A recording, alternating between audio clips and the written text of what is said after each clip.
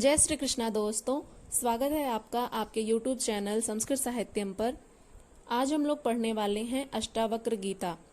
दोस्तों, इसके पहले की वीडियो में हमने जाना था कि ऋषि अष्टावक्र राजा जनक को समझाते हुए कहते हैं कि तुम पंच भौतिक तत्वों से बना हुआ शरीर नहीं हो, तुम चैतन्य स्वरूप आत्मा हो, और जिस क्षण तुम स्वयं को इस देह से अलग करके चैतन्य रूप में स्थिर हो जाओगे, उसी क्षण तुम सुखी, शांत और बंधन मुक्त हो जाओगे। अब आगे राजा जनक को ऋषि अष्टावक्र क्या समझाते हुए कहेंगे, उसको हम लोग आज जानेंगे।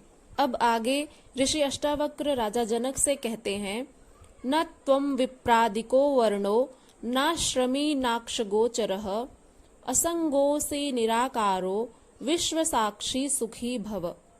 अर्थात तू ब्राह्मण, क्षत्रिय आदि वर्ण नहीं है और न तू किसी आश्रम वाला है, न आंख आदि इंद्रियों का विषय है। ऐसा जानकर तो सुखी हो। अष्टावक्र जी ने 3 ही सूत्रों में राजा जनक के 3 प्रश्नों ज्ञान, मुक्ति और वैराग्य का स्पष्टीकरण देते हुए मुक्ति की विधि बता दी। आगे ऋषि अष्टावक्र और व्याख्या करते हुए राजा जनक को समझाते हैं, जिससे जनक को पूर्ण रूपेण यह तत्व बोध हो जाए। अष्टावक्र जी कहते हैं कि तू शरीर नहीं है, आत्मा है, जो चैतन्य है, साक्षी है। आत्मा का कोई वर्ण नहीं होता। आत्मा ब्राह्मण, क्षत्रिय, शूद्र, वैश्य नहीं होती। यह तो चैतन्य ऊर्जा मात्र है, जो सभी जीवों में समान रूप से व्याप्त है।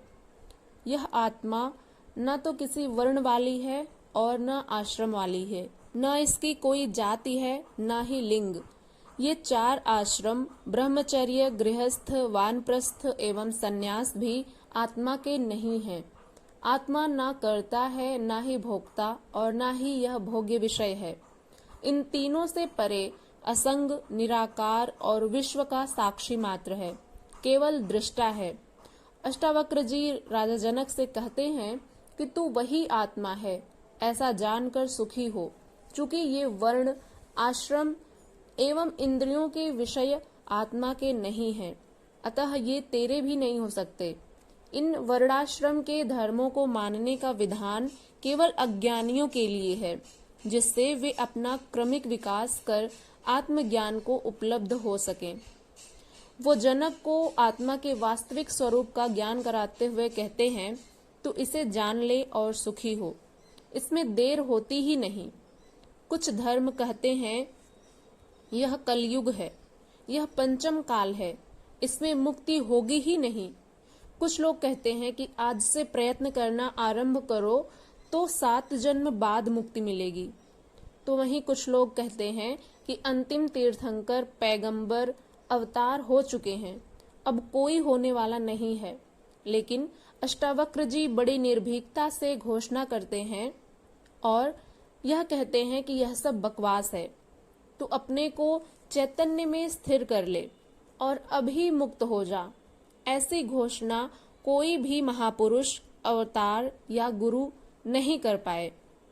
बड़ी ही अद्भुत घोषणा है अध्यात्म जगत की। दिया जलते ही उसके प्रकाश से जैसे एक क्षण में ही अंधेरा गायब हो जाता है, उसी प्रकार आत्मज्ञान के प्रकाश में अज्ञान रूपी अंधकार एक क्षण में विलीन हो जाता है और सारी भ्रांतियां मिट जाती हैं। अगले सूत्र में ऋषि अष्टावक्र राजा जनक से कहते हैं, धर्मा धर्मौ सुखम दुखम मानसानि न ते विभो न कर्तासि न भोक्तासि मुक्त एवासि सर्वदा। इसका अर्थ है, ऋषि अष्टावक्र कहते हैं कि हे विभो, धर्म और अधर्म, सुख और दुख मन के हैं, तेरे लिए नहीं है। तू ना करता है ना भोगता, तू तो सदा मुक्त ही है।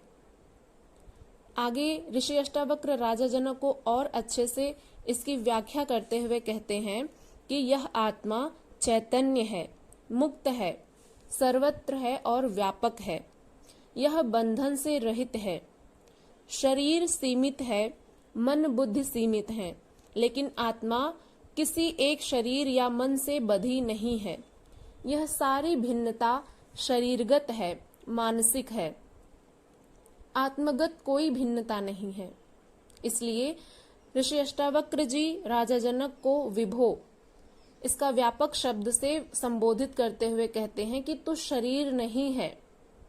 विभु का अर्थ होता है दोस्तों व्यापक, यानी राजा जनक को ऋषि अष्टावक्र विभो से इसलिए संबोधित करते हैं क्योंकि वो उनको जनाना चाह रहे हैं, उनको जताना चाह रहे हैं कि तुम शरीर नहीं हो, तुम विभु हो, यानी व्यापक हो, व्यापक आत्मा हो। इसलिए तू सदा मुक्त ही है, क्योंकि आत्मा का जो स्वरूप है वह मुक्ति का है, स्वतंत्रता का है, और शरीर हमें बंधन में बांधता है। इसलिए हम ना तो यह शरीर हैं और ना ही इंद्रियां, हम चैतन्य स्वरूप हैं। इसलिए जो चैतन्य स्वरूप का गुण है वही हमारा गुण है।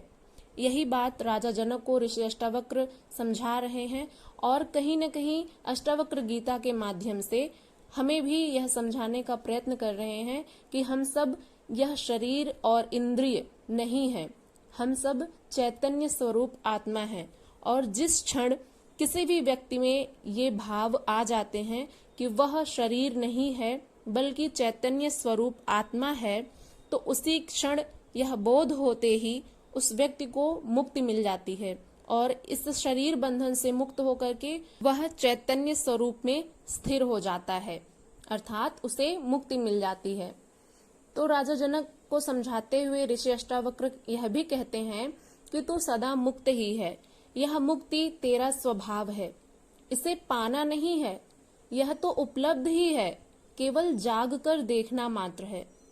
दोस्तों, हम सबके भीतर वह आत्मा विद्यमान है, लेकिन इस संसार में आने के बाद हमारे मन में, हमारी इंद्रियों में और जो विषय भोग की वस्तुएं हैं उनमें हम आसक्त हो जाते हैं, और जो आत्मज्ञान का प्रकाश है वह इन सब कलुषताओं से ढक जाता है, जिसके कारण हमें स्वयं का बोध ही नहीं रह जाता। इसलिए राजा जनक को समझाते हुए ऋषि अष्टावक्र यह कहते हैं कि इसको पाना नहीं है, केवल जो इस पे भ्रांतियां, जो ये कलुषताएं घिरी हुई हैं, केवल उनका निवारण करके आत्मबोध करना ही भर है। और जैसे ही आत्मबोध होगा वैसे ही तुम्हें उसी क्षण तत्काल ही मुक्ति मिल जाएगी। इसलिए ऋषि अष्टावक्र कहते हैं कि यह मुक्ति तेरा स्वभाव है, इसे पाना नहीं है, यह उपलब्ध ही है, केवल आपको जागृत होकर के देखना मात्र है। केवल ग्राहक होकर के कोई ठीक से सुन मात्र ले तो यह घटना घट जाती है। दोस्तों, जिस प्रकार से हम इन श्लोकों को, इस व्याख्या को बोल रहे हैं एक वक्ता के तौर पर, और आप इसे सुन रहे हैं एक श्रोता के तौर पर, तो वक्ता और श्रोता के विषय में भी ऋषि अष्टावक्र यह कहते हैं कि जिस क्षण कोई ठीक से इसे सुन मात्र ले तो यह घटना घट जाती है। यदि आप ध्यान पूर्वक इन वक्तव्य को सुन रहे हैं तो आपके मन में जो भी विचार आ रहे हैं, जो भी अनुभव हो रहा है, कृपया उसको आप अवश्य ही साझा करिएगा। तो दोस्तों, आगे अब ऋषि अष्टावक्र यह समझा रहे हैं कि उसी क्षण आपको जन्म जन्मों की जो विस्मृति है वह टूट जाएगी और आपका जो स्मरण है वह लौट आएगा, अर्थात आपको आत्मबोध हो जाएगा कि आप कौन हैं, आप चैतन्य स्वरूप हैं, ऐसा आपको बोध हो जाएगा। और खोजने में ही भटकन है, जब हम खोजने लगते हैं किसी चीज को तो और अधिक भटक जाते हैं। खोजने पर परमात्मा नहीं मिलते। खोजों को छोड़ करके संसार के प्रति उदासीन वैराग्यवान होकर विश्राम में स्थित हो जाना ही पा लेने का मार्ग है। जब हम इस संसार से उदासीन, विरक्त होकर के, वैराग्यवान होकर के, केवल विश्राम मात्र होकर के और ध्यान की अवस्था में जब हम जाते हैं तो उसी क्षण हमें यह बोध हो जाता है कि हम यह शरीर नहीं है, बल्कि हमारे भीतर जो चैतन्य स्वरूप आत्मा विद्यमान है वह हमारा स्वरूप है। और ऐसा बोध हो जाना ही आपको मुक्ति के मार्ग पर ले जाता है। आगे ऋषि अष्टावक्र कहते हैं कि आत्मा व्यापक है, सब में विद्यमान है, सब में एक ही आत्मा है, किंतु शरीर की भिन्नता के कारण अज्ञानी को आत्मा की भी भिन्नता का भ्रम हो जाता है। इस संसार में जितने भी व्यक्ति हैं सब में वही आत्मा विद्यमान है, चाहे वह हमारी आत्मा हो, चाहे वह आपकी आत्मा हो, कोई भी मनुष्य हो, उसके भीतर जो आत्मा विद्यमान है वह एक ही है। लेकिन हमारी अज्ञानता के कारण, मनुष्य का जो अज्ञानता है उसके कारण वह जो व्यक्तियों में भिन्नता को देखता है, ठीक उसी प्रकार से वह आत्माओं में भी भेद देखता है। इस कारण से ऋषि अष्टावक्र कहते हैं कि आत्मा की भिन्नता का व्यक्तियों को भ्रम हो जाता है। वे कहते हैं कि तू अहंकार के कारण अपने को कर्ता और भोक्ता मान बैठा है। यह अहंकार भी तेरी भ्रांति है। हमेशा कर्तापन का अभाव होना चाहिए हमारे मन में, कभी भी अपने मन में कर्तेपन का भाव नहीं लाना है। इसी बात को गीता में श्री कृष्ण जी अर्जुन को समझाते हुए कहते हैं कि जब हम कर्तेपन के भाव से मुक्त हो जाते हैं तो हम कहीं न कहीं परमात्मा की तरफ बढ़ जाते हैं। दोस्तों, जब हम यह सोच लेते हैं कि सब कुछ हमारे ही कारण हो रहा है, सब कुछ हम ही कर रहे हैं, कर्ता धर्ता हम ही हैं, तो इस प्रकार से हमें अहंकार हो जाता है। और इसी बात को ऋषि अष्टावक्र जी भी कहते हैं कि तू अहंकार के कारण अपने को कर्ता और भोक्ता मान बैठा है। यह अहंकार भी तेरी भ्रांति है। तू चैतन्य आत्मा है जो ना करता है ना ही भोगता। अपने को कर्ता और भोक्ता मानने के कारण ही तू सुख दुख का अनुभव कर रहा है। तू धर्म और अधर्म की बातें करता है। वास्तव में यह धर्म और अधर्म, सुख और दुख मन के ही हैं, आत्मा के नहीं। तो अहंकार वश ही अपने को आत्मा से भिन्न अनुभव कर रहा है। दोस्तों, हम सामाजिक मनुष्यों में इतना अहंकार भर गया है कि हम अपने आप को ही नहीं जान पाते हैं कि हमारा जो वास्तविक स्वरूप है वह क्या है। वह यह है कि हम चैतन्य स्वरूप आत्मा हैं। जितनी भी आत्मा है वह उस परमात्मा की ही देन है, उन्हीं की ही वह शक्ति है। लेकिन अहंकार के कारण हम अपने चैतन्य स्वरूप को जान पाने में सक्षम नहीं हैं। इसीलिए हम स्वयं को आत्मा से भिन्न अनुभव करके सुख और दुख को भोगते हैं, उसका अनुभव करते हैं, जबकि ये शरीर के गुणधर्म होते हैं, ना कि आत्मा के। ऋषि अष्टावक्र कहते हैं कि इन अनुभवों को छोड़ दे तो तू आत्मवत सदा मुक्त ही है। यदि हम इन शरीर के बंधन को और इस सुख दुख को छोड़ देते हैं तो हम यह जान पाते हैं कि हम आत्म स्वरूप हैं, चैतन्य स्वरूप आत्मा हैं। तो इस प्रकार से वह जब आत्मवत का ज्ञान हो जाएगा तो उसी वक्त ऋषि अष्टावक्र कहते हैं कि जब तुम आत्मवत हो जाओगे तो सदा मुक्त ही हो, इस प्रकार का आपको बोध हो जाएगा। तो दोस्तों, यह रही वीडियो। आपको कैसी लगी, आपने इस वीडियो से क्या सीखा, प्लीज कमेंट बॉक्स में कमेंट करिएगा।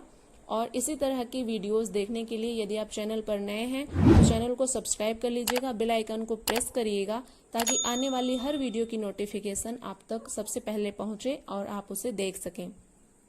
दोस्तों, चलिए मिलते हैं किसी अन्य टॉपिक के साथ। इसे ज़्यादा से ज़्यादा शेयर करिएगा, लाइक कमेंट करिएगा। मिलते हैं अगली वीडियो में, तब तक के लिए अपना ध्यान रखिएगा। हरे कृष्ण।